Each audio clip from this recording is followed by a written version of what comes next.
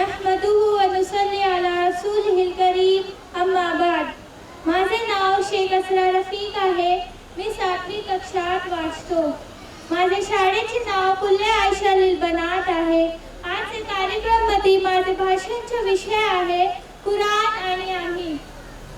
कुराण एक पवित्र ग्रंथ आहे जो लोकांच्या शिकवणीसाठी आपले शेवटचे प्रोषित हजरत मुहम्मद सल्लल्लाहु अलैहि वसल्लम यांच्यावर उतारला गेला। हे कुराण अल्लाहचे शेवटचे पुस्तक आहे ज्याची सुरक्षा तो स्वतःच करणार आहे। इन्ना नहनु नज़्ज़लना ज़िक्रा व इन्ना लहू लहाफिझून।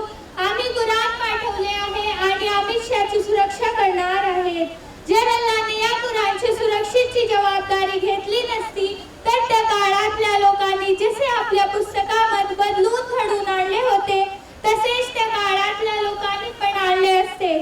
पण हल्लीच्या युगात कुराणचे पवित्र फक्त एवढ्यासाठी करतात की त्याला रेशमी कपड्याला गुंडाळून घरातल्या उच्च जागेवर ठेवतात, पण त्याकडे कोणाचे लक्ष नसते। मुसलमानांचे आजकाल लोक फक्त त्याला वाचनावर भर देतात पण त्याच्या अर्थाकडे लक्ष देत नाही। पवित्र कुराणच्या शिकवणीवर जे खरोखर विचार आम्हाला करायला हवे तेच आपण करत नाही हे बघून मन दुखी होते। काय कुराणला यासाठी पाठवले गेले आहे की त्याची तावीज बनवून आजारी माणसावर लहान मुलांच्या गळ्यात बांधले जावे।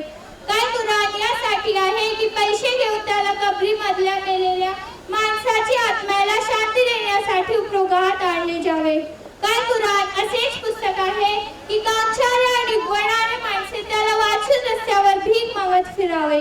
काय कुराण असेच पुस्तक आहे की त्याला फक्त पोपट्यासारखे रटावे आणि त्यांच्या अर्थाकडे दुर्लक्ष असावे।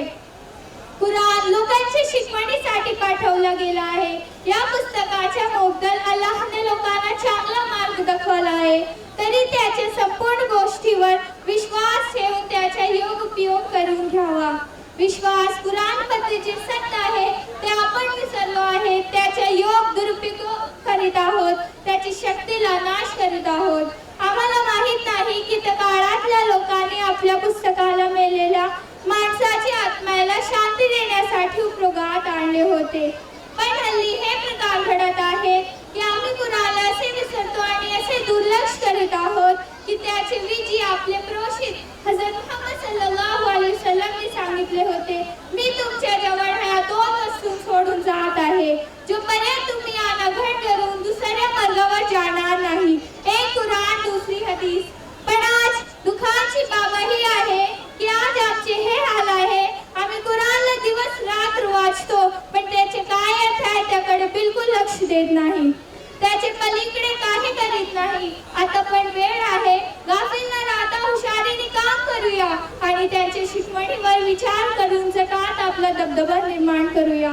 त्या काळात मोठे झालेले मुसलमान होऊन आणि आम्ही अपमानित झालो कुराण मधील इतिहास होऊन। शेवटी अल्लाहची प्रार्थना आहे की आम्हाला कुराण शिकवणीवर विचार करण्याची शक्ती दे। आमीन। वस्सलामु अलैकुम व रहमतुल्लाहि व बरकातुहू।